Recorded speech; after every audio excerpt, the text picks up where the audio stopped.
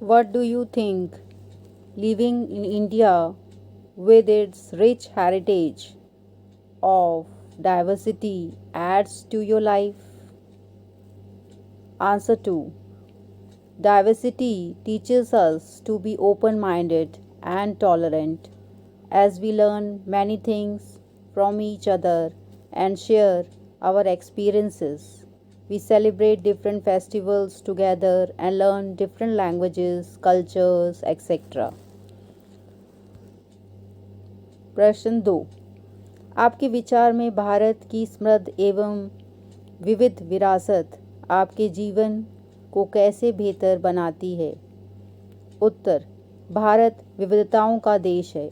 यहाँ विभिन्न जातियों, भाषाओं, धर्मों आदि के लोग रहते हैं. खान पान, रहन सहन के ढंग और पहनावे में भी उनमें विभिन्नता देखी जा सकती है. इस प्रकार भारत की विविध विरासत हमारे जीवन को बेहतर बनाती है. Do you think the term unity in diversity is an appropriate term to describe India? What do you think? Nehru is trying to say about Indian unity in the sentence quoted above from his book, The Discovery of India. Answer. Yes, unity in diversity is an appropriate term to describe India. Jawaharlal Nehru, the former Prime Minister, in his book Discovery of India, wrote India was always united in spite of geographical, religious, and cultural differences. प्रश्न 3.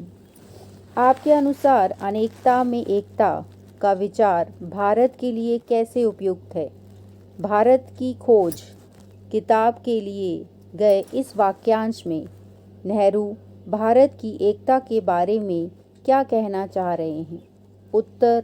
3. हमारे विचार से अनेकता में एकता का विचार भारत के लिए बहुत उपयुक्त है. भारत की खोज किताब में जवाहरलाल नेहरू ने लिखा है कि भारतीय एकता बाहर से थोपी हुई चीज़ नहीं है, बल्कि ये बहुत गहरी है, जिसके अंदर अलग अलग तरह के विश्वास और प्रथाओं को स्वीकार करने की भावना है. Question 4. Underline the line in the poem sung after the Jallianwala Bagh massacre, which, according to you, reflects India's essential unity. Answer. The line, "The blood of Hindus and Muslims flow together today," reflects India's essential unity. प्रश्न 4. जलियांवाला बाग हत्याकांड के ऊपर लिखे गए गाने की उस पंक्ति को चुनिए जो आपके अनुसार भारत की एकता को निश्चित रूप से झलकाती है. हिंदुओं मुस्लिमों की होती है आज होली, बहते हैं एक रंग में दामन भिगो के जाना, दिन खून के हमारे. ये पंक्ति हमारे भारत की एकता को निश्चित रूप से दर्शाती है.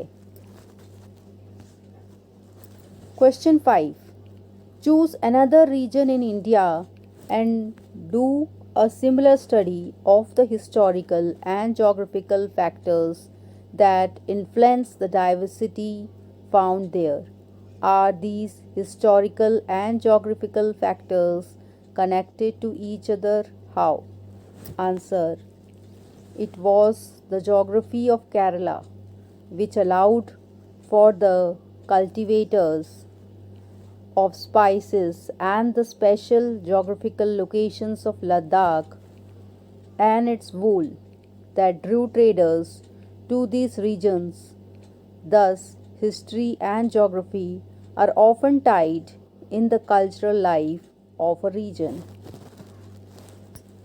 प्रश्न 5. लद्दाख एवं केरल की तरह भारत का कोई एक क्षेत्र चुनिए और अध्ययन कीजिए कैसे उस क्षेत्र की विविधता को ऐतिहासिक और भौगोलिक कारकों ने प्रभावित किया? क्या ये ऐतिहासिक एवं भौगोलिक कारक आपस में जुड़े हुए हैं? कैसे? हम महाराष्ट्र को लेते हैं। इसकी विविधता को निम्नलिखित ऐतिहासिक तथा भौगोलिक कारकों ने प्रभावित किया है। ऐतिहासिक कारक: विदेशी व्यापारियों का आगमन तथा विदेश के साथ व्यापार, माल का विदेशों में जाना, विदेशी माल का आयात। भौगोलिक कारक: सम जलवायु, तापमान लगभग सारा साल ऊंचा, पर्याप्त वर्षा, कृषि का विस्तार, चावल, कपास, गन्ना, गेहूं मुख्य फसलें, कपास की खेती तथा आर्द्र जलवायु ने महाराष्ट्र मुंबई को सूती वस्त्र उद्योग का बहुत बड़ा केंद्र बना दिया। Thank you friends.